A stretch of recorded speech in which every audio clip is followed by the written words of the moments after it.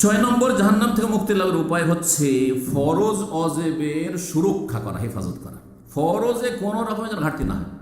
দৈনিক ফরজ, ভোরে যখন ঘুম ভেঙেছে, ঘুমিয়ে গেলে আর কোনো ফরজ নেই, ঘুমিয়ে গেলে আর কোনো ফরজ নেই, সব মাফ। রফিউল কালামান সালাস, সুবহানাল্লাহ, 8 ঘন্টা ঘুমিয়ে আছেন, হ্যাঁ 8 ঘন্টা ঘুমিয়ে আছেন, আর এর মাঝখানে কোনো নামাজের রক্ত পড়লো না, অথবা নামাজ রক্ত পড়লো কিন্তু চেষ্টা রেখেছেন, জানতেই পারলেন না এত ঘুম এসেছে, হ্যাঁ ধরেন ঘুমের ওষুধ খেয়েছেন, অসুস্থ মানুষ, হ্যাঁ, অথবা এত ক্লান্ত এসেছেন আর জাগতেই পারেননি, অ্যালার্ম লাগিয়েছেন, তদবির ছিল, তারপর জাগতে, তাও ধরবেন না, আল্লাহ ধরবেন না, বুঝছেন না?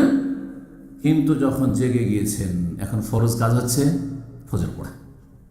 আল্লাহ তাহাজ্জুদের কথা জিজ্ঞেস করবে, তাহাজ্জুদ কেন পড়নি?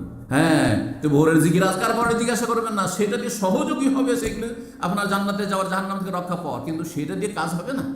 হ্যাঁ, সেটা দিয়ে কাজ হবে না যে আমরা সকালবেলা জিকির আজকারগুলি দোয়া কালাম পড়ি না, দোয়া কালাম কাজ দেবেন, আপনাকে ফজর নামাজ পড়তে হবে, টাইমে পড়তে হবে, জোহরের সময় জোহর পড়তে হবে, আসরের সময় আসরের ফরজ আদায় করেন, মাগরিবের ফরজ আদায় করেন, এশাতে এশার ফরজ আদায় করেন, তাহলে দৈনিক ফরজ হয়ে গেল। রমজান মাস আসলে রমজান মাসে সিয়ামের ফরজ আদায় করেন, পয়সা হয়েছে জাকাতের ফরজ আদায় করেন, অসুর যদি হয়তো যখন ফসল উঠে আসে তখন আদায় করেন। এইভাবে হজ ফরজ হয়েছে 18 বছর বয়সে, আরে এখন হজ করে নাকি? সারা জীবন পড়ে আছে, কত পাপ টাপ হবে, আর তারপরে এখন বিয়ে শাদী করিনি, হ্যাঁ, না না না না। তাহলে আমাদের দেশীয় ধ্যান ধারণা হচ্ছে যে হজটা কখন? দুনিয়ার সমস্ত পাপ টাপ করে নিয়ে পুত পবিত্র হওয়ার জন্য শেষখানে যাব, কবরে নামার আগে, কবরে নামার আগে হজে যাব, আর তার আগে সব সেরে যেতে হবে। চাকরি থাকলে রিটায়ার হইতে হবে, যদি ছেলে মেয়ে থাকে সবগুলি বিয়ে শাদী দিতে হবে। মেয়ের বিয়ে হয়নি, কত লোককে আমাদের দেশে বলেছি যে চলেন হজটা করেন, এখন তো মেয়েরই বিয়ে পড়ে আছে, এটা ফরজ আদায় করবো তারপর যাবো, এইটাই নাকি ফরজ। মূর্খ, কথা বুঝতে পেরেছেন? দিন সম্পর্কে সঠিক জ্ঞান নেই, কোথা থেকে জান্নাতে যাবে? যে জ্ঞান নেই তখন ভুল করছে।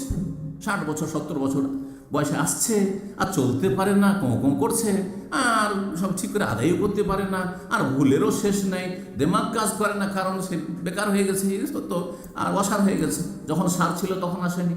না না, অবশ্যই গুনাহগার। ফরজ অজবে কোনো রকমের ঘাটতি করা যাবে না, আর কাবিরা গুনাহ থেকে পুরোপুরি বাঁচতে হবে, নেগেটিভ পজিটিভ। কাবিরা গুনাহ থেকে বাঁচতে হবে যেটি 70-এর অধিক রয়েছে, আর ফরজ অজেবগুলি আদায় করতে হবে। ফরজ অজেব শুধু এই পাঁচটা ফরজ, শুধু মহিলাদের পর্দা ফরজ নয়। এখন মহিলা ধরেন মাথা ঢাকে না, হ্যাঁ, মহিলা চেহারা ঢাকে না, চেহারাতে না একটু ইখতিলাফ আছে, মাথায় কোনো ইখতিলাফ আছে, হানফি শাফি মালিকি হাম্বলি সবাই বলছে যে মাথা ঢাকা ফরজ। এখন সৌদি আরব আসলে মাথা ঢাকা কেন? ওরে বাপরে বাপ, কালো বোরখা দিয়ে এমন ঢেকে নিল যে সৌদি আরবের মহিলারাও ফেল হইত, কিন্তু যেমনই দেশে গিয়ে নামলো তখন সব খুলে দিল, সব খুলে দিল। আর ইউরোপ আমেরিকা যেতে পেলে তো বলতে হবে না, তখন খুলে স্কার্ট করে নিল। কথা বুঝতে পেরেছেন কি অবস্থা? তাহলে জান্নাত পাওয়া যাবে না, জাহান্নাম থেকে বাঁচতে পারবেন না। হ্যাঁ, স্বামীর হক আদায় করা ফরজ নয়, স্ত্রীর হক আদায় করা ফরজ নয়, ছেলে মেয়েদের হক আদায় করা ফরজ নয়, যে দায়িত্বগুলি রয়েছে ছেলেদের সাথে সুবিচার করা ফরজ নয়, ইনসাফ করা ফরজ নয়, বাপ মায়ের যথাযথ হক আদায় করা ফরজ নয়, সব ফরজ। তাহলে আপনি 5টা ফরজ আদায় করলেন, আর শত শত আরও ফরজ আছে সেগুলি আদায় করছেন। আপনাকে জানতে হবে কোনটা আমার ফরজ, বাপ মায়ের ক্ষেত্রে কতটুকু আমার ফরজ, ছেলে মেয়ের ক্ষেত্রে কতটুকু আমার ফরজ, আর তারপরে স্ত্রীর ক্ষেত্রে কতটুকু আমার ফরজ আর বাকিটা নফল, স্বামীর ক্ষেত্রে কতটা ফরজ আর বাকিটা নফল, এসব জানতে হবে। তাহলে হ্যাঁ, সবগুলিকে ফরজ বানিয়ে দিলে হবে না, আর সবগুলিকে নফল বানিয়ে দিলে হবে না। ধরেন অনেক মহিলারা আছে, পাক শাকও করবেন না, ডিউটি থেকে আসবে 2জন মিলে পাক করবে, জানেন না আজকাল খুব শুরু হয়েছে। হ্যাঁ, অনেক মহিলা গর্ব করে বলে, শুনতে পায়, হায়া হয়ে শুনতে পায়, যে যখন আসে অফিস থেকে তখন একসাথে 2জন পাক করি। আরে ভাই, পাক করা তোমার ফরজ, তোমার ফরজ, তুমি মহিলা, তোমার ফরজ। আর এই যে খাবারগুলো, এই তরি তরকারি আর এই চাউলটা এনে দেওয়া তোমার স্বামীর উপরে ফরজ। হ্যাঁ, সে যদি বলে যে ঠিক আছে, রুজি রোজগার অর্ধেকটা আমি দেবো খরচ, বাড়ি সংসারে অর্ধেকটা তুমি দেবে, তখন কি করবে? বাবার বাড়িতে নিয়ে আসবে, তোমার পাক করা ফরজ। কিন্তু যদি বলেন যে যেমন পাক করা ফরজ, তেমন প্রতিদিন হাত পা টিপে দেওয়া ফরজ, না ফরজ নয়। প্রতিদিন হাত পা টিপে দিতে ফরজ নাই, ক্লান্ত আছে, অসুস্থ হয়েছে, সেটা ভিন্ন বিষয়। বুঝতে পারছেন না? এমন কিছু জাহেল স্বামীও আছে, ও মনে করে যে স্ত্রী ডেইলি হাত পা আমার তেল মালিশ করে দিতে হবে, যে ফরজ নাই, ফরজ মোটেই নয়, নফল কাজ এটা।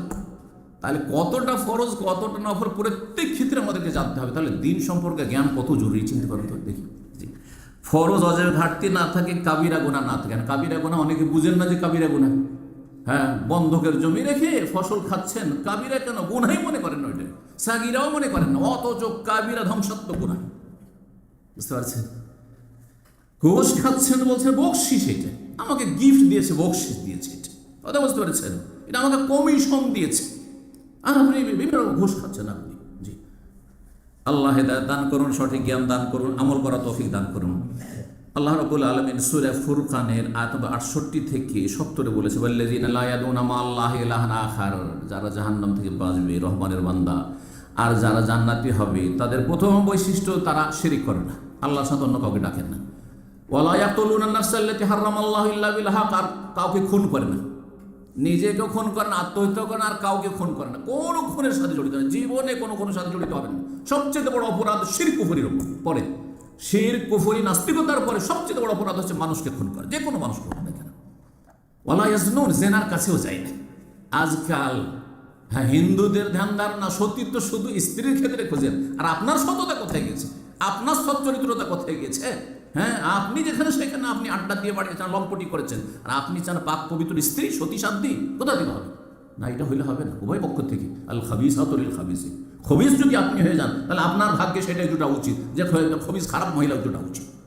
আর যদি আপনি পাক পবিত্র হন, তাহলে আপনার জন্য পাক পবিত্র মহিলা রয়েছে। আল্লাহ যেন তৌফিক দান করেন।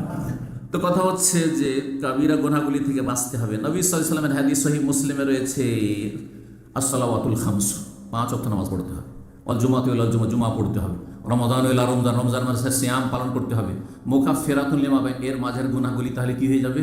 মোচন হয়ে যাবে। এজাজ তুনিবাল কাবায়ের, শর্ত হচ্ছে কাবিরা থেকে বাঁচতে হবে। কিন্তু এদের 5 ওয়াক্ত নামাজও পড়লেন, আর রমজান মাসে রোজাও রাখলেন, জুমাও পড়লেন, আর যদি বেঈমানি করেন, হ্যাঁ, আত্মসাৎ করেন, মানুষের হক নষ্ট করে দেশে চলে গেলেন, পরোয়াই করলেন আপনি, যখন সুযোগ ছিল, পকেটে পয়সা ছিল, আচ্ছা দেওয়া যাবে, আচ্ছা দেওয়া যাবে, আর তারপরে এমন সময় হয়তো চিন্তা করছেন যে এখন দিয়ে দেবো, তখন আর পয়সা নেই, ভাবছেন এখন তো আর নেই, চলবে, এত সহজ মনে করছেন? না না, মোটেই সহজ মনে করি না। আল্লাহর সঠিক বুঝদান করুন। আল্লাহ রাব্বুল সূরা আন-নাজমের আয়াত 32 বলছেন, আল্লাযীনা ইয়াজতানিবুনা কাবায়রাল ইসমি, জান্নাতি ওরা, জাহান্নাম থেকে বাঁচতে পারবে ওরা, যারা কাবিরা গুনাহ থেকে বেঁচে থাকে। স্পষ্ট আয়াত, আল্লাযীনা ইয়াজতানিবুনা কাবায়রাল ইসমি, যারা কাবিরা গুনাহ থেকে বেঁচে থাকে, ওয়াল ফাওয়াহিশ, আর অশ্লীল কথা কাজ থেকে বেঁচে থাকে, নোংরামি থেকে বেঁচে থাকে। অশ্লীলতা মানে জেনা, ব্যভিচার, অশ্লীলতা মানে সমকামিতা, অশ্লীলতা মানে উলঙ্গ হওয়া, অর্ধ উলঙ্গ হওয়া, যেই অঙ্গগুলি শরীরে ঢাকতে বলা হয়েছে সেগুলি খুলে রাখা, রান খুলে রাস্তাঘাটে চলাফেরা করা, আর ন্যাংটা হয়ে চলাফেরা করা, মহিলাদের পিঠ খুলে চলাফেরা করা, মহিলাদের মাথা চুল খুলে চলাফেরা করা, মহিলাদের আপনার হাঁটু পর্যন্ত খোলা রাখা, ইত্যাদি ইত্যাদি, সব মহিলাদের শাড়ি পরে চলাফেরা, বাইরে চলাফেরা করা, এগুলো হচ্ছে ফাওয়াহিশ। ভালো করে শুনে রাখা, যেসব মহিলারা শাড়ি পরে রাস্তাঘাটে ঘোরাঘুরি করছেন, মুসলিম সমাজের মহিলা, এগুলি ফাওয়াহিশ, নোংরামি, উলঙ্গ হওয়া, অর্ধ উলঙ্গ হওয়া, জেনা, ব্যভিচার, সমকামিতা। আবার বলছি, এগুলিকে ফাওয়াহিশ বিশেষভাবে, অথচ এগুলো কাবিরা, কিন্তু কাবিরা থেকে আর স্পেশালি বলছেন, কারণ এগুলি হচ্ছে সমাজে নোংরামি, এগুলি দেখা দেখি আরো নোংরামি ছড়াবে, অশ্লীলতা ছড়ে, মানুষ আরো খারাপ হয়ে যাবে দেখা দেখি। ইল্লাল লামাম, তবে ছোটখাটো গুনাহ হইলে আল্লাহ মাফ করে দেবেন, নেক আমল দিয়ে আল্লাহ মাফ করে দেবেন। আল্লাহ বলেই দিয়েছে, বড় গুনাহ থেকে বাঁচতে হবে, জাহান্নাম থেকে বাঁচতে হইলে